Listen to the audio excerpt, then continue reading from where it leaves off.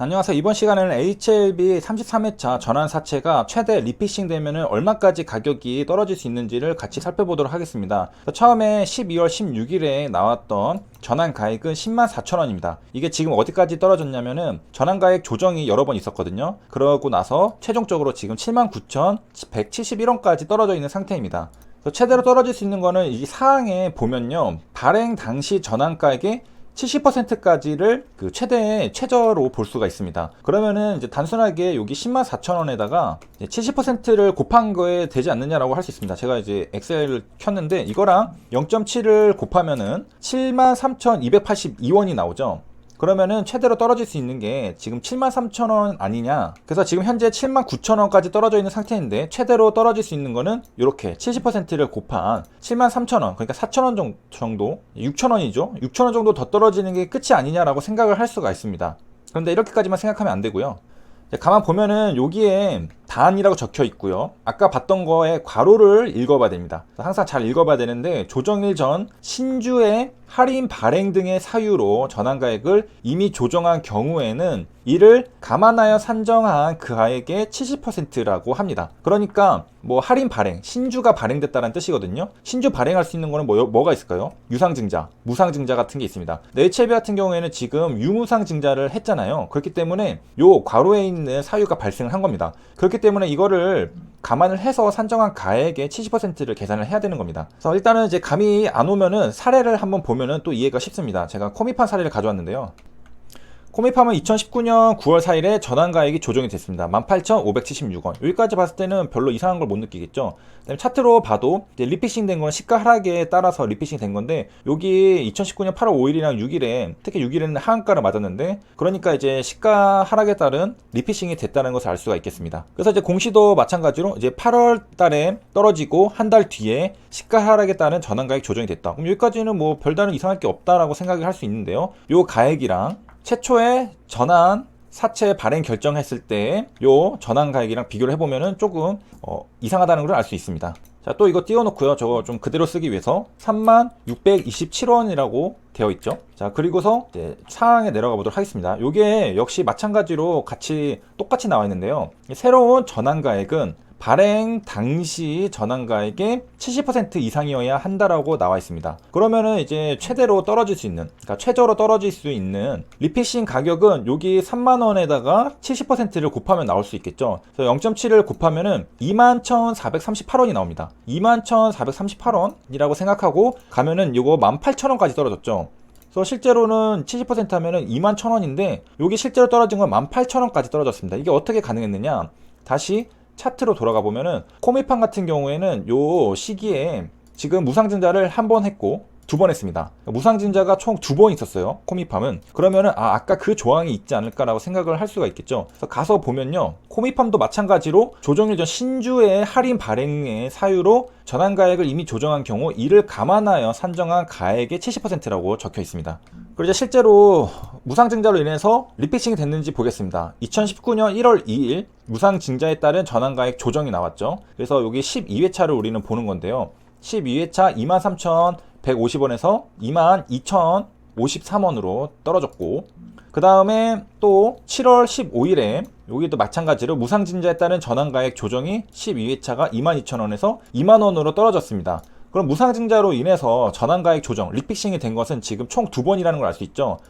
아까 차트에서 봤던 것처럼 여기 무상증자, 여기 무상증자 두 번에 따라서 리픽싱이 다시 된 걸 알 수가 있습니다. 그러면은 우리가 아까 엑셀에서 계산한 21,438원보다는 조금 더 떨어진 전환 가액이 나올 수가 있겠구나라고 생각을 할 수 있겠죠. 근데 이거 어떻게 계산하는지 굉장히 이제 머리가 아프잖아요. 되게 단순화시켜서 한번 같이 보도록 하겠습니다. 그렇게 어렵지 않거든요. 그래서 일단은 지금 두 번 무상증자에 따라서 전환 가액이 조정이 됐잖아요. 그 가격이 얼마 빠졌는지 한번 보겠습니다. 12회차 처음 빠진 거는 23,000원에서 22,000원이니까 1,000원이 빠졌습니다. 그렇죠. 1,000원 정도가 빠졌고, 그 다음에 두 번째 전환가액 조정될 때도 얼마 빠졌냐라고 보면은 12회차 22,000원에서 2만원으로 빠졌습니다. 그러면 여기서는 2,000원, 거의 뭐 오차도 없이 2,000원 정도 빠졌죠. 그러면은 토탈에서 무상증자로 전환가액이 조정이 된 것은 3,000원입니다. 3,000원이 전환가액 조정이 된 겁니다. 이거를 감안을 해준다라고 생각했을 때 다시 돌아가서 요 최초 2018년 5월 31일에 최초 전환가액 3만원에서 저 3,000원을 한번 빼주겠습니다. 자, 여기에서 여기 3627이 있죠. 3,000원을 빼주면, 그리고 0.7을 곱하면은 전환가액이 전환가액이 빠진 걸 알 수 있습니다. 19,000원까지 떨어지는 걸 알 수 있는데요. 그러고 나서 다시 와보면은 굉장히 이제 비슷하게까지 떨어진 걸 알 수 있습니다. 19,300원, 18,000원.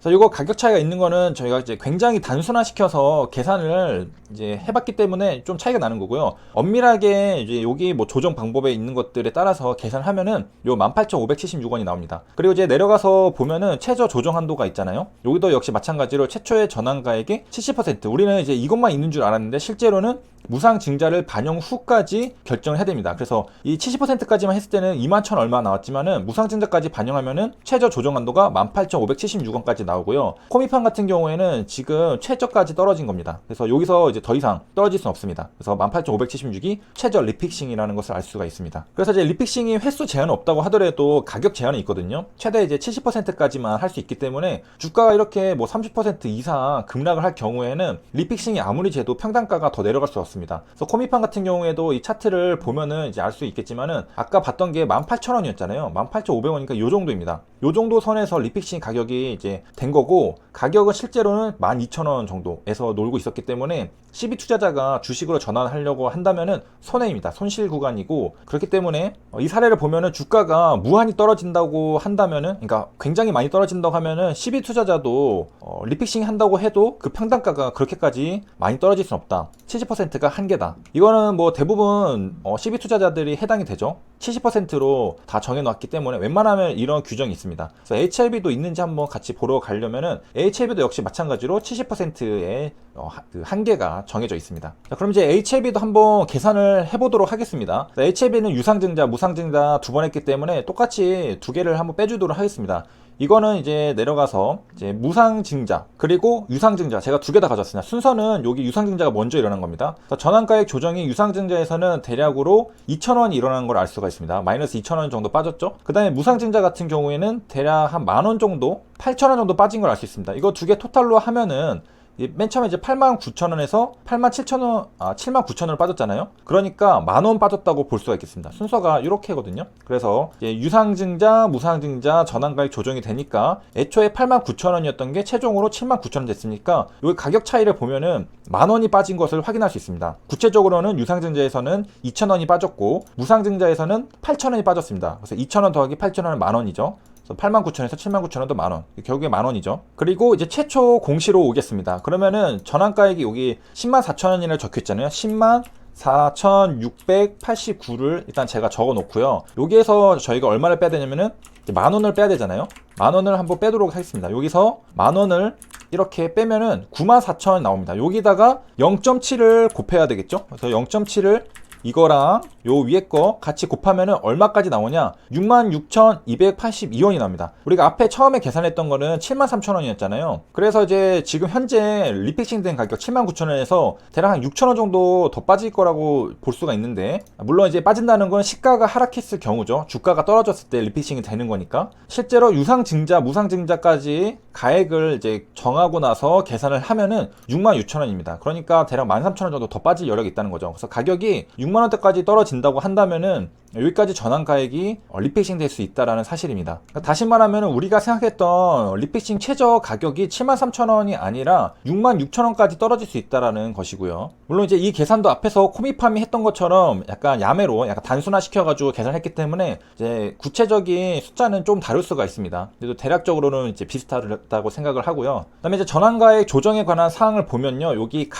목이 있고 나목이 있고 그 다음에 다목이 있는데요, 이것들은 다 중복해서 적용을 한다고 합니다. 그래서 우리가 이제 앞에서 고려했던 거, 그 시가를 하회하는 발행가액의 유상증자 이런 것들을 할 때는 또 고려해가지고 리픽싱을 한다, 이것도 한번 고려가 됐었고, 그 다음에 다에 있던 거 저런 거 신주 할인 발행할 때 이것도 감안해서 가액을 정한다 라는 것도 적용이 됐고, 그래서 가도 적용이 됐고 다도 적용이 됐다라는 사실을 우리가 알 수가 있습니다.